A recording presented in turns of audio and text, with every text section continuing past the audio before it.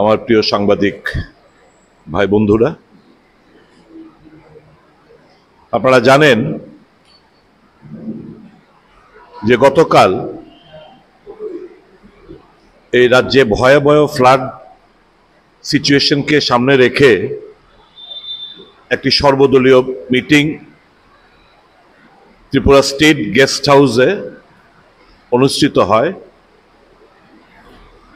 সেখানে কংগ্রেস দলের তরফ থেকে প্রদেশ কংগ্রেস সভাপতি এবং আমরা দুজনে অংশগ্রহণ করি। ওখানে আমাদের দলের তরফ থেকে যে কটি প্রস্তাবনা আমরা রাজ্যের মানুষের স্বার্থে তুলে ধরেছি, আমাদের মনে হয়েছে এটা আপনাদের মাধ্যমে রাজ্যবাসীকে ওয়াকিবহাল করাটা আমাদের দায়িত্ব এবং কর্তব্যের মধ্যে পড়ে। আমরা প্রথমেই রাজ্যের মাননীয় মুখ্যমন্ত্রীকে ধন্যবাদ জানিয়েছি সর্বদলীয় মিটিং ডাকার জন্য, এবং ওনাকে বলেছি এখানে দোষ ত্রুটি বিচ্যুতি যেগুলো আছে এই মুহূর্তে এগুলো এখানে উত্থাপন না করাই ভালো। গঠনমূলক কিছু প্রস্তাব আমাদের দলের তরফ থেকে আমরা দিতে পেরেছি। আমি প্রথমেই মাননীয় মুখ্যমন্ত্রীর দৃষ্টি আকর্ষণ করে আমি জানার চেষ্টা করেছি দলের তরফ থেকে যে ইন্ডিয়ান মেট্রোলজিক্যাল ডিপার্টমেন্ট IMD রাজ্য সরকারের কাছে এই যে প্রবল বৃষ্টিপাত হবে, রাজ্য সরকারকে অ্যালার্ট করেছিল কিনা। যদি অ্যালার্ট করে থাকে তাহলে রাজ্য সরকার তার গুরুত্ব বুঝে কেন বিজ্ঞাপন, সামাজিক মাধ্যম, অ্যানাউন্সমেন্ট ইত্যাদি করা হলো না, এটা যেন তদন্তক্রমে বের হয়ে আসে। এরকম তো না হঠাৎ করে বৃষ্টি নেমেছে, একটা পূর্বাভাস IMDর তরফ থেকে পূর্বাভাস বলা হয়, রাজ্য সরকারগুলোকে সতর্ক করা হয়। তো সেই সতর্ক বার্তা আমরা রাজ্য সরকার পেয়েছিল কিনা, যদি পেয়ে থাকেন তাহলে কেন অ্যানাউন্সমেন্ট করা হলো না, দোষীদের এবং যারা এই কর্তব্যে অবহেলা করেছে তাদের বিরুদ্ধে আইনানুগ ব্যবস্থা নেওয়ার জন্য আমরা সরকারের দৃষ্টি আকর্ষণ করেছি। এটা করার পর বিগত দিনের অভিজ্ঞতার নিরিখে আমরা প্রস্তাব দিয়েছি যে রাজ্য ভিত্তিক, বিধানসভা ভিত্তিক, মহকুমা এবং প্রয়োজনীয় জেলা ভিত্তিক সর্বদলীয় কমিটিগুলো গঠন করার জন্য, যাতে করে আমরা একটা ওয়াচ ডগের ভূমিকায় আমরা অবতীর্ণ হতে পারি। কোথাও কেউ যাতে বঞ্চিত না হয়, কেউ কোনো ডিপ্রাইভ না হয়, দলবাজি না হয়, দুর্নীতি না হয়, সেগুলো সুনিশ্চিত করার জন্য আমরা এই সর্বদলীয় কমিটি গঠন করার প্রস্তাব আমরা দিয়েছি। 2 নম্বর প্রস্তাব আমরা দিয়েছি যে রাজ্য সরকার কি ইতিমধ্যে একটা প্রাথমিক যে ব্যাপক ক্ষয়ক্ষতি ইনফ্রাস্ট্রাকচারের দিকে হয়েছে, মানুষের জীবনে হয়েছে, সেগুলো সম্পর্কে সরকারের কাছে কোনো সঠিক প্রাথমিক একটা সার্ভে করেছেন কিনা, যদি করে থাকে কোন কোন দপ্তরে কি কি ক্ষয়ক্ষতি হয়েছে, তার পরিমাণ কি। কারণ সেদিনের খবরের কাগজ দেখে বলছি, একজন মন্ত্রী উনি দাবি করেছেন যে পাওয়ার এবং এগ্রিকালচারাল সেক্টরে আনুমানিক 600 কোটি টাকার মতো খরচা করা মানে ক্ষতি হয়েছে। তাহলে দপ্তর ভিত্তিক কি সেই ক্ষয়ক্ষতির পরিমাণ কি তারা প্রাথমিক সার্ভে করেছে কিনা? 15,000 কোটি টাকার মধ্যে কি এই যে মানুষের মূল্যবান ঘরের মধ্যে জিনিসপত্র, পুকুর থেকে মাছ বেরিয়ে গেছে, গরু ছাগল শূকর ইত্যাদি ভেসে গেছে, মানুষের রেফ্রিজারেটর টিভি থেকে শুরু করে আসবাবপত্র, বিছানা খাট তোষক বালিশ, গডরেজের সমস্ত ভ্যালুয়েবল ডকুমেন্টস থেকে শুরু করে সমস্ত নষ্ট হয়ে গেছে, এটার কোনো সার্ভে করা হয়েছে কিনা? যদি সার্ভে না হয়ে থাকে, যাতে এই সর্বদলীয় কমিটি গঠন করার পর প্রত্যেকটি ওয়ার্ডের মিউনিসিপ্যাল এরিয়ার ওয়ার্ড সেক্রেটারি রয়েছে, পঞ্চায়েতে পঞ্চায়েত সেক্রেটারি রয়েছে, ভিলেজ কমিটিগুলোতে সেক্রেটারি রয়েছে, সবাই মিলে মিশে প্রত্যেকটি হাউস টু হাউস ভেরিফিকেশন করে তার যাতে ক্ষয়ক্ষতিটা এটার যেন একটা তালিকা আমরা তৈরি করতে পারি, সে প্রস্তাবনা আমাদের তরফ থেকে দেওয়া হয়েছে। মুখ্যমন্ত্রী ওনার প্রারম্ভিক বক্তব্যে উনি বলেছেন যে রাজ্যে আনুমানিক 15,000 কোটি টাকার ক্ষয়ক্ষতি হয়েছে, বেশি হতে পারে যদি পাবলিকের এই যে ক্ষয়ক্ষতিটা হয়েছে এটার সঙ্গে যদি আমরা জুড়ে দিতে পারি সার্ভের মাধ্যমে, তাহলে ক্ষয়ক্ষতির পরিমাণটা আরো বাড়বে বলে আমাদের ধারণা। তো আমরা সে প্রস্তাবগুলো রেখেছি এবং জানার চেষ্টা করেছি 15,000 কোটি টাকার যে আপনারা বলছেন দপ্তর ভিত্তিক কি কি কোত্থেকে ফিগারটা পেলেন, এটা দয়া করে যদি খোলাসা করে আমাদের জানান। কিন্তু যাই হোক, উনি হয়তোবা জানাননি, নিশ্চয়ই পরবর্তী সময় আমরা জানার চেষ্টা করব। তারপর আমরা বলেছি যে এখন তো বৃষ্টি কমেছে, মানুষ তাদের বাড়ি ঘরে দক্ষিণ গোমতী সোনামুড়ার একটা অংশ এখনো জলমগ্ন, মানুষ এখন এইমাত্র আসার সময় কামরাঙ্গাতলি সোনামুড়া মহকুমার ওখানে নৌকো দিয়ে যেতে পারছে না, রিলিফ মেটেরিয়ালস নেই, পানীয় জল নেই, চিৎকার, ওখান থেকে লোকরা ফোন করছে, ফোন মানে তাদের ফ্রেন্ডস রিলেটিভসরা। তো আমি সঙ্গে সঙ্গে আমরা এই তমাল বাবুকে আমি ফোন করলাম, উনি ডিএম এসডিএম এর সঙ্গে কথাবার্তা বললো, এনডিআরএফ টিম যেতে পারছে না, নৌকো আটকে যাচ্ছে, এখন উডেন কয়েকটা নৌকো দিয়ে তাদের কাছে রিলিফ মেটেরিয়াল পানীয় জল পৌঁছে দেওয়ার এক্ষুনি আমাকে ফোনে জানালেন, উনি ইনস্ট্রাকশন দিয়েছেন এই ব্যবস্থাপনা করবেন। তো এখনো মানুষের এই ডিস্ট্রেস পজিশনে যে রয়েছে এটা এখনো চলছে বেশ কিছু পকেটে, যেখানেই জল নেমেছে আমরা দাবি করেছি এদের যে ঘর বাড়ি পরিষ্কার করবে এমজিএন গ্রামীণ এলাকায় আর টুয়েপ শহর এলাকায়, অন্তত এরা যে বাড়িঘর পরিষ্কার করবে এটাও তো একটা কাজ, এই কাজের টাকাটা তোমরা তাদের ব্যাংক অ্যাকাউন্টে ঢুকিয়ে দাও, এটা আমাদের ডিমান্ড করেছি। সরি, আমরা ডিমান্ড করেছি রাজ্যের মানুষের স্বার্থে, ভ্যালুয়েবল ডকুমেন্টস মানুষের নষ্ট হয়ে গেছে, এই ডকুমেন্টস গুলো যখন সার্ভে হবে এই ডকুমেন্টস গুলোর ডুপ্লিকেট কপি যেন সবাই পায়। আধার নষ্ট হয়েছে, পিআরটিসি নষ্ট হয়েছে, বিভিন্ন স্কুলের যারা পাশ করেছে সার্টিফিকেট গুলো নষ্ট হয়েছে, হয়তো কোথাও রাখা ছিল জলে একদম ভেসে গেছে, কোথাও এগুলো নষ্ট হয়ে পড়েছে, এগুলো যেন খুঁজে বের করে এই ডকুমেন্টস গুলো ডুপ্লিকেট প্রদান করা হয়, তার আমরা দাবি জানিয়েছি।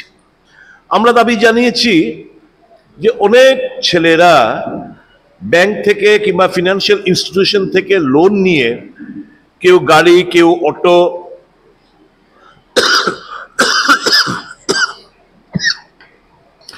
যে বিভিন্ন দোকান পাট ইত্যাদি খুলেছেন, এই কর্তৃপক্ষের সঙ্গে আলোচনা করে অন্তত 4-5 মাস যাতে তাদের এর থেকে রিলিফটা দেওয়া যেতে পারে, কারণ পরিবারের অবশিষ্ট সম্বলগুলো কিন্তু শেষ হয়ে গেছে।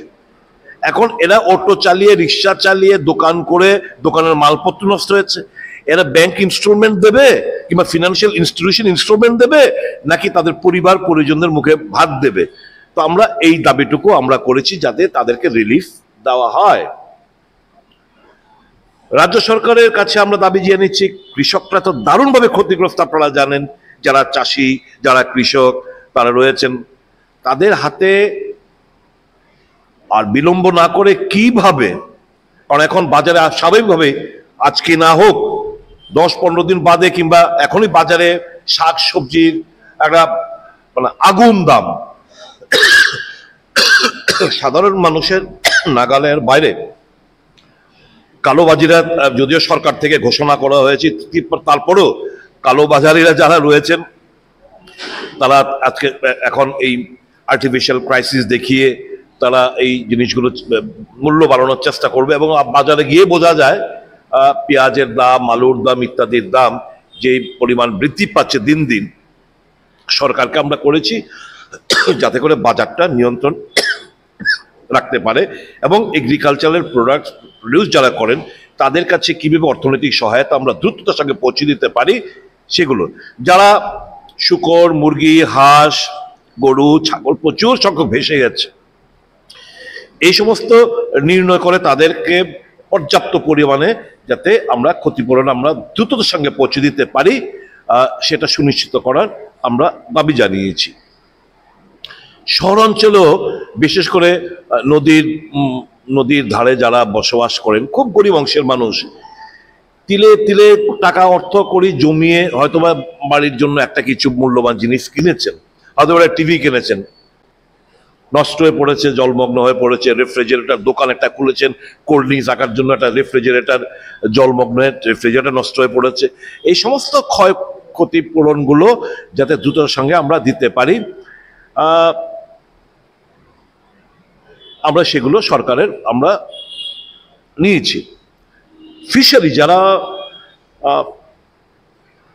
ফিশারির সাথে যারা জড়িত মৎস্যজীবীরা, আপনারা জানেন মানে এমন কোনো পুকুর নেই, লেক নেই, যেখানে রিজার্ভার নেই, যেখানে মাছ চাষ হয় যে মিলে মিশে একাকার হয়নি। মাছ সব মানে এই বন্যায় সবকিছু একাকার হয়ে গেছে। তো তাদেরকে পর্যাপ্ত পরিমাণে, নয়তো আগামী দিনগুলোতে মাছের আকাল দেখা দেবে, আমরা মাছ খেতে পারবো না। সবটা নির্ভর করতে হবে ইম্পোর্ট যারা করবে ওটার উপর নির্ভর করতে হবে, বিভিন্ন প্রদেশ থেকে যে মাছগুলো আছে তার উপর নির্ভর করতে হবে। স্বাভাবিক এখনই দেখুন গিয়ে 150 টাকা পোলট্রি মুরগি আজকে বাজারে 350 টাকা করে বিক্রি করছে।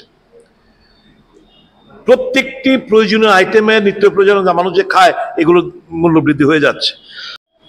তো সরকারের গোচরে আমরা এই জিনিসগুলো নিয়েছি এবং সরকারকে দ্রুততার সঙ্গে, আপনারা জানেন আমাদের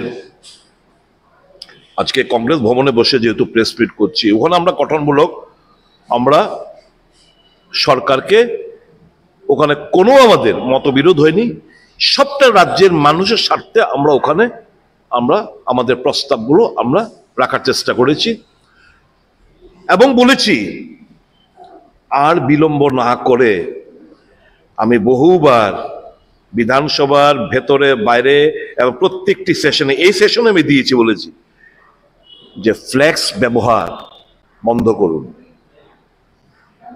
এগুলো আমরাই হচ্ছে পরিবেশ নষ্ট করছি। এর জন্য আমরা জনগণ সহ আমরা যারা রাজনৈতিক জীব রয়েছি, সরকার, প্রশাসন, এই যে নন বায়োডিগ্রেডেবল সাবস্টেন্স যেগুলো পচন ধরে না, এগুলোকে আমরা যত্রতত্র ভাবে অ্যাডভার্টাইজমেন্ট, ইলেকশন ক্যাম্পেইন, সমস্ত কিছু ফ্ল্যাক্স ফ্ল্যাক্স ফ্ল্যাক্স, এগুলো তো পচনশীল না, নন বায়োডিগ্রেডেবল সাবস্টেন্স। কাজে এগুলো তো, এই যে এক্সেস রেইন ওয়াটারটা, এটা তো মাটির ভেতরে যে প্রবেশ করবে সেটা কোনো সুযোগ পাচ্ছে না এরা। যে যত্রতত্র মিনারেল ওয়াটার বটল, আমাদের টেবিলে বটল ছিল, আমরা কেন আমরা এগুলো ব্যবহার করছি? এই যে ব্লকেট হয়ে যাচ্ছে, this is the main reason. Ban করুন এই মিনারেল ওয়াটার বটল, ব্যান করুন এই ফ্ল্যাক্স ব্যবহার, ব্যান করুন। প্লাস্টিক ব্যান করেছেন কত মাইক্রোমিলিটা, আমি ঠিক ফিগারটা আমার জানা নেই, কিন্তু এগুলো আপনারা করেছেন, ইমপ্লিমেন্টেশন কোথায়? কাজে আমি বলছি সেই জায়গায় কর্মসংস্থানের সুযোগ হবে। এই মিনারেল ওয়াটার বোতলগুলো যদি আমি বন্ধ করে, আমরা যদি এই যে যারা পটারি শিল্পের সাথে জড়িত, যারা কুমার, যারা এই বিভিন্ন জিনিসগুলো বানায়, বিশেষ করে রুদ্রপাল, পাল, এই সমস্ত জিনিসগুলো বানায়, তাদেরকে এই জিনিসগুলো মিনারেল ওয়াটার যদি আমরা এর মাধ্যমে আমরা তাদেরকে সুযোগ করে দিই, কর্মসংস্থানের ব্যবস্থা হবে। নানা প্রস্তাব আমরা আমাদের দলের তরফ থেকে আমরা রেখেছি। বন ধ্বংস হয়ে যাচ্ছে, মানুষ শুধু তার সেলফ সেন্টার চিন্তা ভাবনা, রাবার রাবার রাবার, ঠিক আছে, অর্থনীতি নির্ভর করবে, কিন্তু ন্যাচারাল যে ভারসাম্য আমরা হারিয়ে ফেলছি। কোথায় গাছ? এই যে আমরা এই যে ন্যাশনাল হাইওয়ে রাস্তা প্রশস্ত হবে, কত হাজার গাছ কাটা পড়ছে, পুরনো গাছ। কাজে এই নেচারটা ইমব্যালেন্স হওয়ার জন্য আমরা জেনে শুনে অপরাধগুলো করছি। এই সমস্ত গঠনমূলক প্রস্তাব দিয়েছি। আর আজকে যেহেতু কংগ্রেস ভবনে আমাদের মিটিং, আপনারা জানেন, আমাদের প্রেস মিট, আপনারা জানেন এই যে দুর্যোগপূর্ণ পরিস্থিতিতে আমাদের সর্বভারতীয় কংগ্রেস সভাপতি মল্লিকার্জুন খাড়গে তার গভীরভাবে চিন্তা ব্যক্ত করেছেন, যারা নিহত হয়েছেন সমবেদনা জানিয়েছেন। রাহুল গান্ধীজি, আমাদের লোকসভার লিডার অফ দ্য অপোজিশন, উনি টুইট বার্তায়, সামাজিক মাধ্যমে একের পর এক ত্রিপুরাবাসীর হয়ে টুইট বার্তা করে যাচ্ছেন। আমাদের এই দুজন জওয়ান শহীদ হয়েছেন উদ্ধার কার্যের সাথে জড়িত, তাদের ব্যাপারও কিন্তু পাশাপাশি দুর্ভাগ্য সত্য যে অন্য কোনো রাজনৈতিক দলের নেতাদের এই চিন্তা ব্যক্ত করতে আমরা দেখিনি। আজকে মন কি বাতে প্রধানমন্ত্রীর মন কি বাত আজকে সেখানে ত্রিপুরার এই বন্যার কোনো উল্লেখ নেই, কোনো আলোচনা, কোনো স্থান নেই। আমার অনুরোধ থাকবে সর্বভারতীয় নেতৃত্বের শাসক গোষ্ঠীর কাছে, বিশেষ করে ত্রিপুরার জন্য একটা স্পেশাল প্যাকেজ যেন ওনারা ঘোষণা করেন। এই বন্যা যেরকম ভাবে অন্যান্য প্রদেশে হলে হেলিকপ্টার নিয়ে ছুটে আসতে দেখি প্রধানমন্ত্রীকে কিংবা স্বরাষ্ট্রমন্ত্রীকে, আমরা ত্রিপুরাবাসী যেন এটা যেন লেট ডাউন না হই।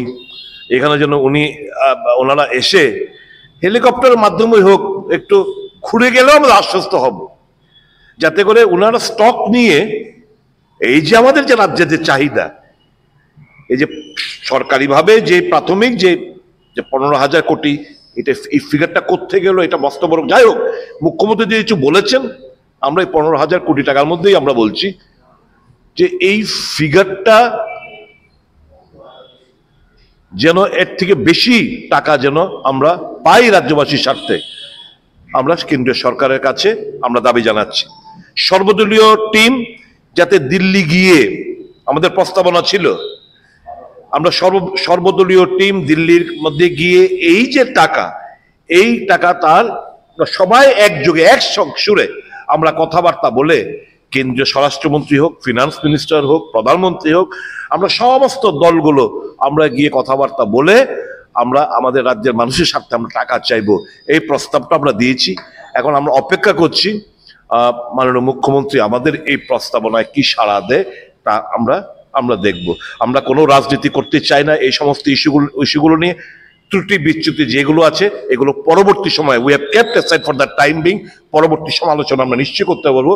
কিন্তু আমরা মনে করি যে সচেতন রাজনৈতিক দল, দায়িত্বপূর্ণ রাজনৈতিক দলের কর্মী হিসেবে আমরা আমাদের ভূমিকা যথাযথভাবে গতকালকে সর্বদলীয় মিটিংয়ে মাননীয় প্রদেশ কংগ্রেস সভাপতি ও আমরা দুজন প্রতিনিধি আমরা আমাদের বক্তব্য এই রাজ্যের মানুষের স্বার্থে আমরা উত্থাপন করেছি এবং আশা করছি সরকার এই প্রস্তাবগুলোর উপর নিশ্চয়ই পজিটিভ আকারে সাড়া দেবেন। আপনাদের কোনো না, উনি তো কোনো বক্তব্যে খণ্ডন করেননি, সবগুলো মাইনরিটসের লেখা রয়েছে, মাইনরিটসের কপি হয়তো আজকে বিকেল বেলার মধ্যে আমি দাবি করেছি হয়তো পেয়ে যাব। প্রস্তাবগুলো বিবেচনা করে সরকার কি সিদ্ধান্ত নেবেন সেটার আমরা অপেক্ষায় আছি। এই প্রশ্নটা আমাকে না করে মুখ্যমন্ত্রী করবেন। তবে খুশি হতাম কালকের মিটিংয়ে যে সমস্ত দপ্তর ব্যাডলি এফেক্টেড, এগ্রিকালচার বলুন, পাওয়ার বলুন, ফিশারি বলুন, এআরডি বলুন, খাদ্য, এই সমস্ত মন্ত্রীরা যদি থাকতো কালকে সর্বদলীয় মিটিংয়ে সরকারের প্রতিনিধি হিসেবে, তাহলে আমার মনে হয় আরো বেটার হতো। আমরা তাদের কাছ থেকে অনেক তথ্য এবং অনেক কিছু আমরা পেতে পারতাম। যাই হোক, এটা তো আমরা বাধ্য করতে পারি না, মুখ্যমন্ত্রীর প্রেরোগেটিভ। মুখ্যমন্ত্রী যেটা ভালো মনে করেছেন উনি করেছেন। কোনো মন্ত্রী ছিল না কালকে, থাকলে খুবই ভালো হতো।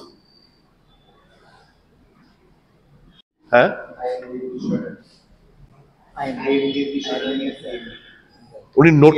উনি নোট করেছেন।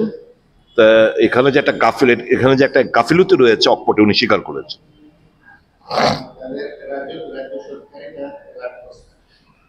আমার তো ইন্ডিয়ান মেট্রোলজিক্যাল ডিপার্টমেন্ট নিশ্চয়ই ওনারা কমিউনিকেট করেছেন। আমি বলেছি খুঁজে বের করুন কেন অ্যানাউন্সমেন্ট হলো না। সবচেয়ে আগে তো এই যে মানুষদের যদি আমরা অ্যালার্ট করতে পারতাম, মানুষদের আমরা নিরাপদ জায়গায় তুলে আনতে পারতাম, মানুষ তার নিরাপদ, এবং নট অনলি দ্যাট, প্রশাসন তো থাকতে পারত। প্রশাসনও তো অপ্রস্তুত, পুরো প্রশাসনও প্রস্তুত। এবং বলেছি যে মাইন্ড করবেন না, বিগত দিনের অভিজ্ঞতা এবং এবারও চলছে, কিছু কিছু জায়গায় এই ত্রাণ নিয়ে যেতে গেলে ওই অমুক দলের খাবার খাবে না, এরকমও কিছু কিছু ঘটনাগুলো ঘটেছে। ওনাকে ওয়াকিবহল করেছি এই সমস্ত প্রশ্নের এবং এই সমস্ত বেদবির জন্য আমাদের সম্মুখীন না হতে হয়। এরা খাবার নিয়ে যাবে, কোন দল থেকে যাচ্ছে, কোন এনজিও থেকে যাচ্ছে, খাবার খাবে না, এইগুলো যেন না করা হয়। Thank you so very much. এটা আমাদের মিসফরচুন, আমরা তো আশা করি, এটা আমাদের দুর্ভাগ্য। আমরা তো আশা করেছিলাম আমাদের নির্বাচিত যে সাংসদরা তারা তাদের দায়িত্ব কর্তব্য পালনে ব্রত হবেন, কিন্তু হলেন না। এটা আমাদের দুর্ভাগ্য। নিশ্চয়ই জনগণ এগুলো স্মরণ রাখবে আগামী দিনগুলোতে।